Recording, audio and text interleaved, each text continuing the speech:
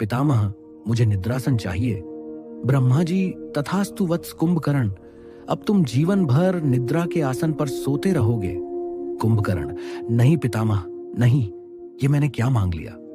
रावण, हे देव, आपने इसे जीवन तो दिया, परंतु ऐसा आशीर्वाद देकर इसका जीवन मृत्यु समान कर दिया।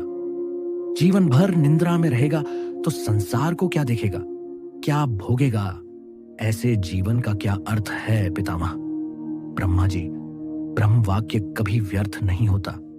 फिर भी तुम्हारे भ्राता प्रेम से प्रभावित होकर हम कुंभकर्ण को एक अवसर प्रदान करते हैं। वह 6 मास तक गहरी निंद्रा में लीन रहेगा और केवल 1 दिन के लिए जागेगा। फिर पुनः 6 मास के लिए सो जाएगा कुंभकर्ण। शायद यही मेरा भाग्य है।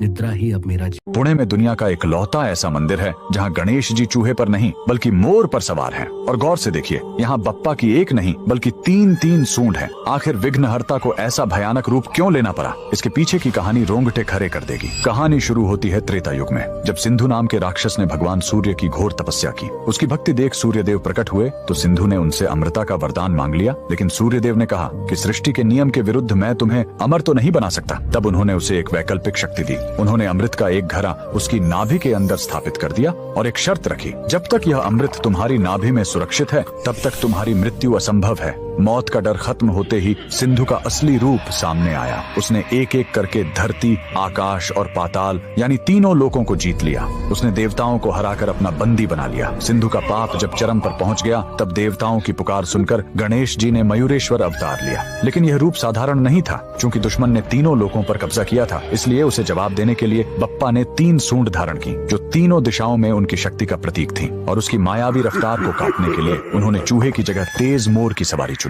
युद्ध भयंकर था। सिंधु को काटा या जलाया नहीं जा सकता था। तब गणेश जी ने उसकी उस कमजोरी पर वार किया जो उसकी ताकत थी, उसका पेट। बप्पा ने अपने परशु से वार करके पेट के अंदर छिपे अमृत कलश को फोड़ दिया। अमृत बह गया और उसी पल उस अहंकारी राक्षस का अंत हो गया। पुणे के सोमवार पेट में स्थित त्रिशुंड मयूरेश्वर गणपति का यह मंदिर उसी जीत का प्रतीक है। इस अद्भुत रूप के लिए कमेंट्स में